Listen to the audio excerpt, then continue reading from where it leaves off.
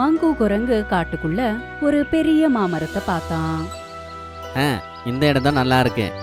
இங்க தண்ணி கூட வராது. பீக்கு முயல் இங்க ஜாலியா இருக்கலாம். நான் இப்பவே போய் பீக்குவுக்கும் லவ்லிக்கும் இந்த இடத்த பத்தி சொல்ல போறேன். மங்கு குரங்கு ஓடிக்கிட்டே போய் பீக்கு முயலுக்கும் லவ்லி குருவிக்கும் அந்த புது இடத்த பத்தி சொன்னான். காட்டுக்கு நடுவுல ஒரு பெரிய மாமரம் இருக்கு. அங்க தண்ணி கூட வராது. அது மட்டுமில்ல சுவையான மாம்பழம் இருக்கு. அடேங்கப்பா, சரி வா நாம அங்கேயே போலாம்.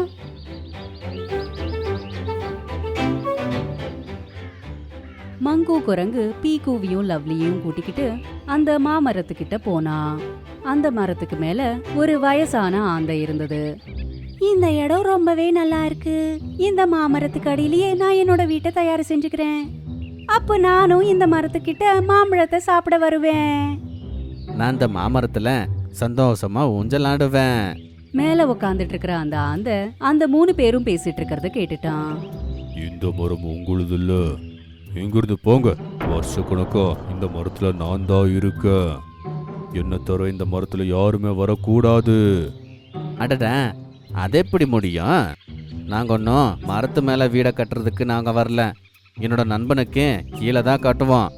அதெல்லாம் எனக்கு தெரியாது. மரத்து மேலேயோ இல்லைன்னா கீழேயோ யாரும் வரக்கூடாது.